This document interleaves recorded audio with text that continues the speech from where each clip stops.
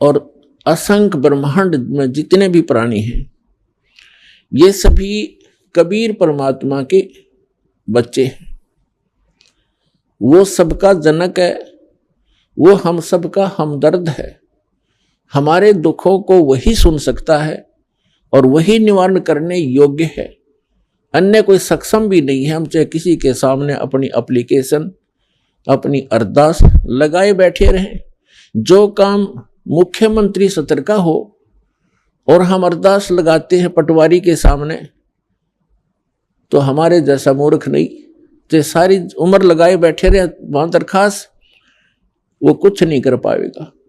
तो जिन भगवानों की, जिन देवी देवताओं की हम पूजा किया करते थे, जिनसे हम अपने सुख की डिमांड किया करते थे, वो सुख दे ही नहीं सकते। ये तो कबीर परमेश्वर जो सर्वशक्तिमान है, सर्वसक्षम है, जो हमारे मस्तिष्क के अंकों को भी बदल देता है, केवल उसी परमात्मा के सतर का काम था। हमारे को आज तक उस परमात्मा का ही ज्ञान नहीं हुआ कि वो परमात्मा कौन है। आत्मा जिस दिन से भगवान से बिछड़ी थी और इस काल के साथ यहां आगे थे, उसी दिन को इसको एहसास हो गया था कि मेरे से बहुत बड़ी गलती हुई है और मेरा बहुत बड़ा, एक बहुत ही जो सुख में सथल छूट गया है, जैसे मेरा कुछ खो गया है। इसने हमारे को इस त्रिगुणमयी माया के द्वारा सबको मदहोश कर दिया। सबसे पहले इस काल ने 3 पुत्र उत्पन्न किए दुर्गा के संयोग से। दुर्गा इस काल भगवान की पत्नी है, हम जिसके लोक में रह रहे हैं। 21 ब्रह्मांड का ये प्रभु है, स्वामी है, ये इतना गॉड और रब है।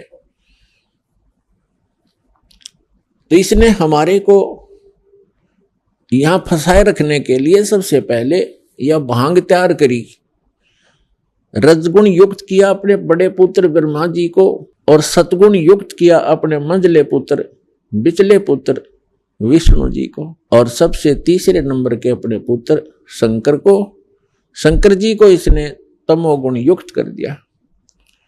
अब ना इन ब्रह्मा विष्णु महेश के बस की बात है।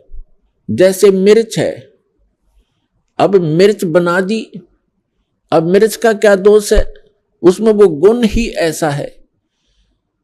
तो मिर्च के बस की बात नहीं कि उस मिर्च अपने गुण को स्वयं समाप्त कर सके।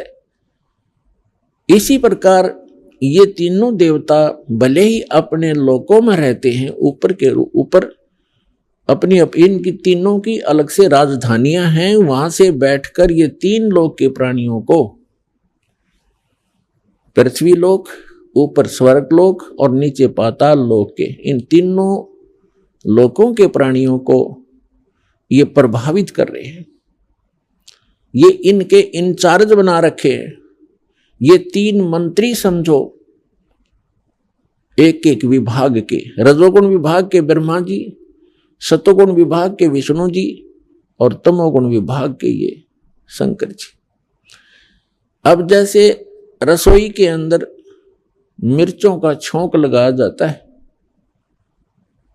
मूल वस्तु साकार रूप में रसोई के अंदर है मिर्च और सब्जी, और उस मिर्चों की वहां से निकली हुई वो सूक्ष्म तरंग, उसका जो प्रभाव अन्य कक्षों में, अन्य रूम्स में बैठे हुए प्राणियों को, घर के सदस्यों को भी प्रभावित कर रही है और उनको छींकें आनी शुरू हो जाती है।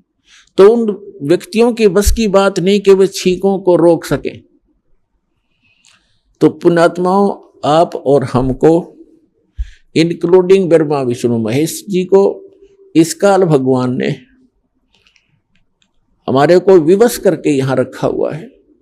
ब्रह्मा विष्णु महेश जी के शरीरों से वो किरण निकलती हैं, वो तरंगे निकलती हैं, और हम 3 लोक के प्राणियों को वो छींकें आ रही हैं। कौन कौन सी छींकें हैं? काम, क्रोध, मोह, लोभ, अहंकार की।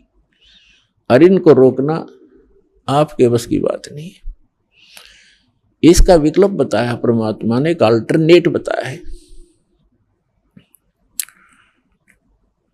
कि